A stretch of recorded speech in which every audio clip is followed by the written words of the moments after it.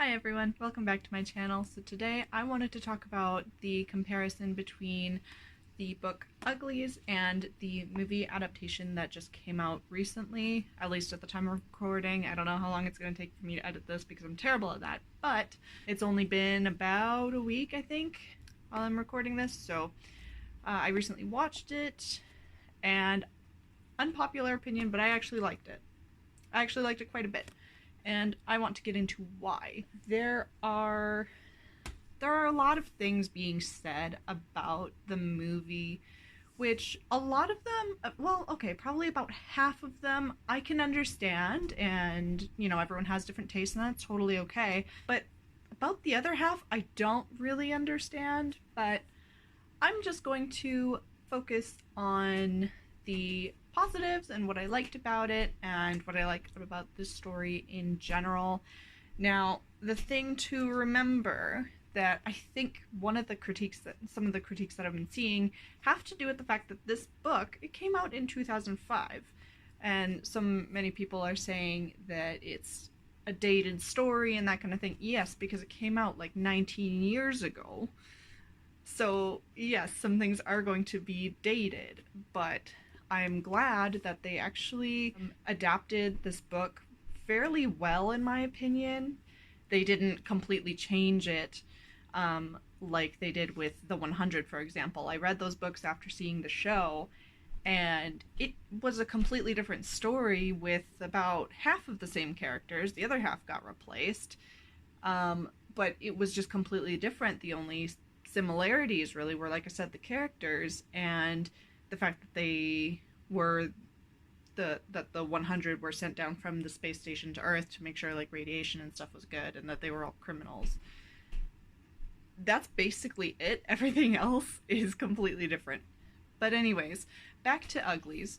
I have my list here of things that happened in the book versus the movie. Now, I might have missed stuff. I reread the book after I had started watching the movie because I realized I had forgotten some stuff. I didn't want to give the wrong information or anything like that, so I did reread it, but I am very forgetful. So there were a lot of things where I was questioning, was that actually in the book, and that kind of thing, but it was such a small detail that it was hard for me to pick up on.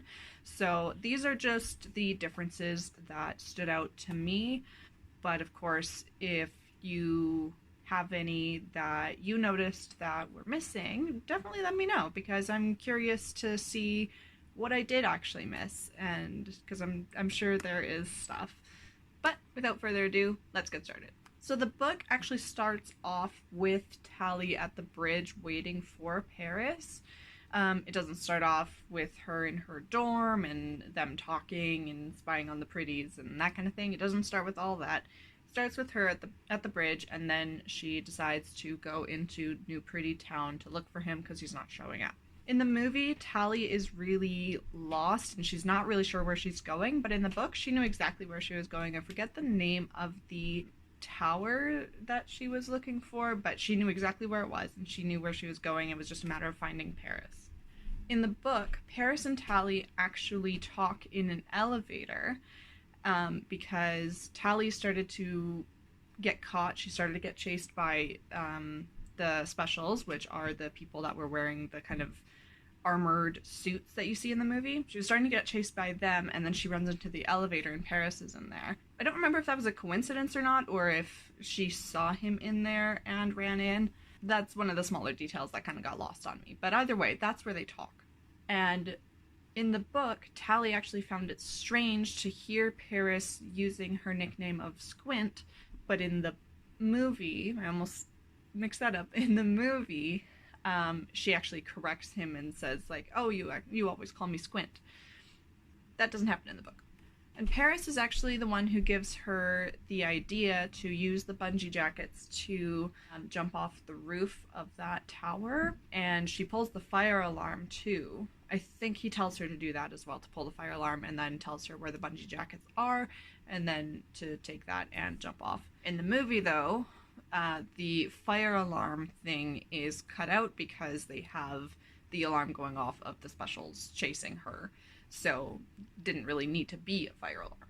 So So that scene plays out a bit differently in the book than the movie, and you'll see that as kind of a constant thing where just really minor things like that were changed, but overall it plays out the same. In the movie, Tally is kind of standing on some of the support beams on the bridge between Uglyville and New Pretty Town. And then she almost gets caught, and then Shay pulls her onto her hoverboard, and then they take off. That doesn't happen in the book. In the book, she is running away just fine on her own.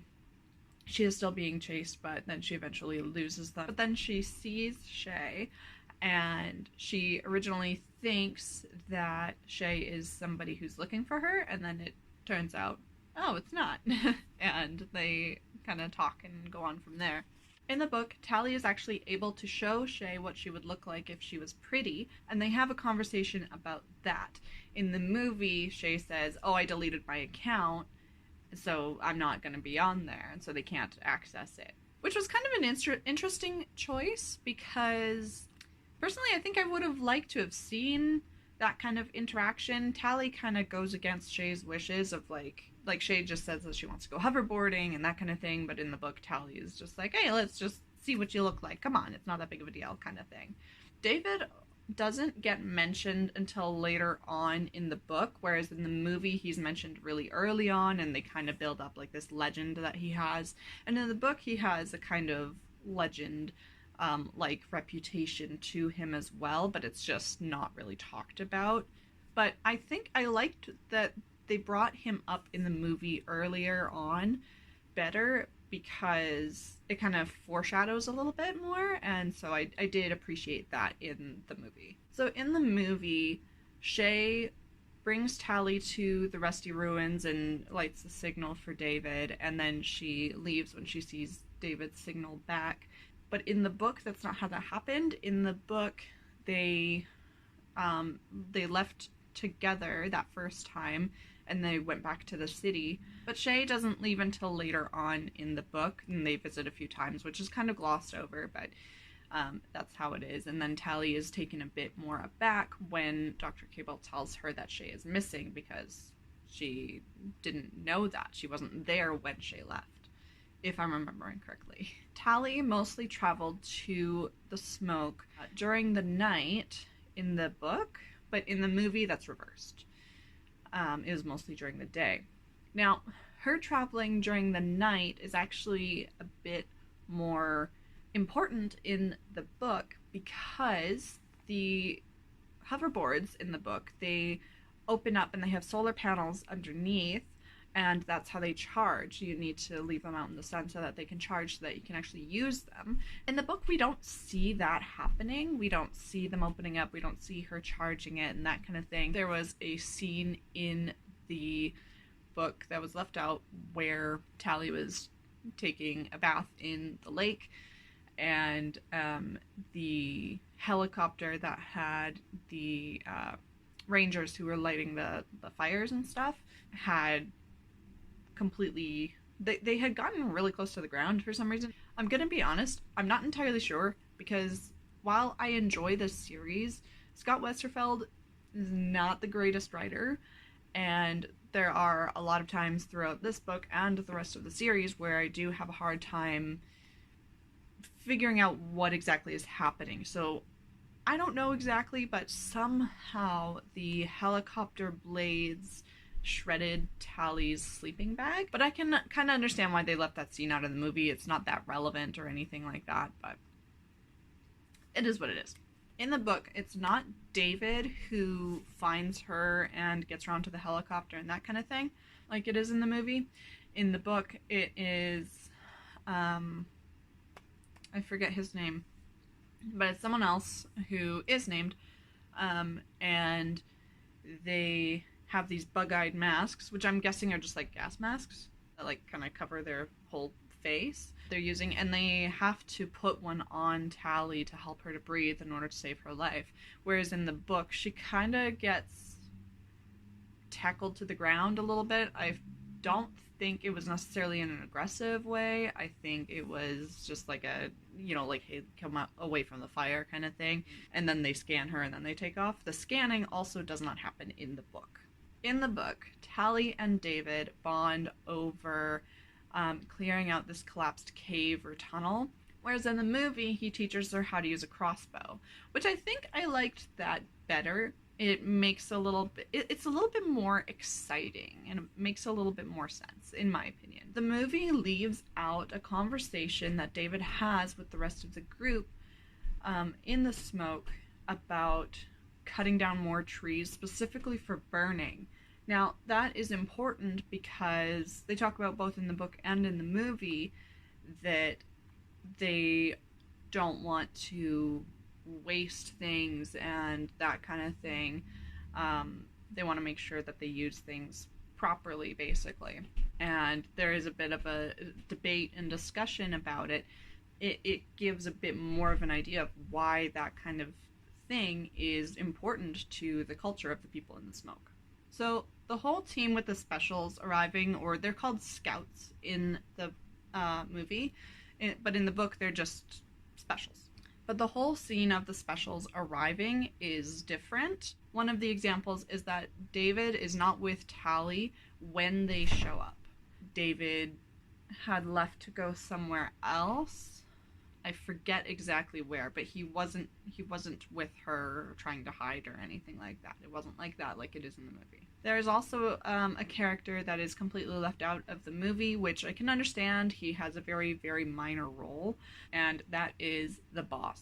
Now, the boss isn't actually like, he's not actually like a boss kind of thing. Like, he's not, it's hard to explain, but he's not actually like in charge of things, but people do kind of turn to him when they have a problem kind of thing. He's not setting like complete rules or whatever. He's just basically making sure everyone's getting along and the work's getting done, and that's it. But he's called the boss, and he's completely cut out of the movie. We don't see him. In the movie, David's dad, Az, I think his name is, he gets killed pretty quickly, but in the book, he doesn't die until later on, and we don't see his death. He was able to keep her work with Dr. Cable a secret for a bit longer in the book than she was in the movie. In the movie, it was kind of all at once. The specials came and attacked, and then it got revealed. There was a few more events that happened after the specials came to the smoke before Tally kind of revealed it, or it got exposed. It's a little bit unclear to me because as I was rereading through the book, it was a little bit tough for me to fully understand because there's a point where she kind of half-assedly tells David about it, but it's not like a full direct confession, so it's a little bit strange, but regardless, it happens later on. Also, Paris was not a special in the book. He was not changed into a special. I think he might have been changed into a special in the movie, or in the, in Pretties, I mean. I think that might have happened, but I don't believe so. I don't think he was. I think he just stays pretty. In the movie, David is really upset with Tally because of her working with Dr. Cable and her bringing the specials and Dr. Cable to the smoke. Understandably so, but because of the fact that in the book it worked out differently, he was actually happy to work with her. He wasn't mad at her or anything like that. And they actually bonded and kind of, their relationship kind of grew a little bit. Their romance grew as they planned out what they were going to do, basically. Since Paris was never made into a special in the book also, the fight and whole interaction with Paris on the ceiling, or on the roof, sorry, of Special Circumstances, that never happened in the book, and so he also never fell off, which I don't count him as dead in movie universe. When a character falls off a ledge, no matter how high it is, I don't believe that they're dead unless I see a body or some other type of evidence that they are actually dead. That's just how it is. And especially with Paris being a special, he's probably not dead. He's in the second book, so if they do make the Pretties movie, he might show up. He doesn't play that big of a role in the book, though, so I don't know. They might leave him out. I'm pretty sure specials also have regeneration abilities. I don't remember if that's due to their enhancements or if that's due to the suits that they wear. Either way, he could potentially have regeneration abilities, which means he's probably fine. So I think what all of this kind of boils down to is the difference between a movie format and a book format, because pacing needs to be different. More things need to be described in a book, whereas in the movie you don't get the characters' thoughts or internal monologue. You just get their actions and their external dialogue. Overall, I think that's what most of the changes were. And like I said, I did actually like this movie. I think it is a very faithful adaptation, and my gripes with it are fairly low and minor. One thing that I will say, though, to kind of wrap this whole thing up, is that I've also heard a lot of people talking about how it's weird and kind of annoying that they hired actors and actresses that are not ugly to play these ugly characters. But the thing is that that's part of the whole point of the story, because if you look at this cover, like, is this an ugly child? Right? Like, is she ugly? No, she's not. Absolutely not. The whole point is that this society has one idea of what pretty looks like, and that's it. If you don't look like that, then you are ugly. That's the whole point of the story. So it's not about if they're actually pretty in our terms and in our sense. It's just in this universe, it is so cut and dry. This is the only way to look, basically. I'm not particularly crazy about the whole, like, oh, you spend all your time in front of screens thing. Like, that I don't care for. But as far as the beauty standards go, I do really appreciate this being brought up.